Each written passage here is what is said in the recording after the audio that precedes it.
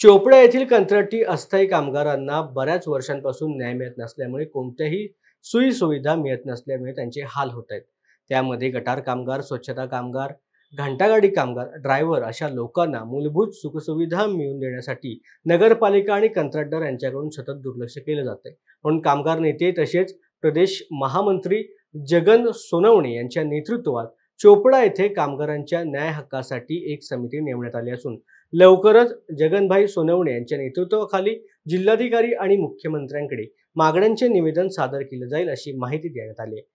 चोपडा येथील डॉक्टर बाबासाहेब आंबेडकर समाज मंदिर सभागृह या ठिकाणी कर्मचाऱ्यांचा मेळावा घेण्यात आला। यावेळेला व्यासपीठावरती जगन सोनवणे बोलत होते। परंतु याच्यानंतर मात्र आपण सर्वांना या ठिकाणी लक्षात घ्यायचं आहे की जर का आम्हाला नगरपालिका चोपडा न्याय देत नसेल,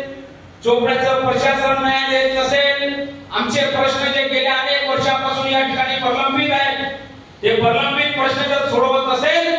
तर या ठिकाणी त्या अधिकाऱ्यांच्या कमरेमध्ये लाथा घालण्यासाठी जगनभाई सोनवणे जन आंदोलनाच्या लाथा घालू,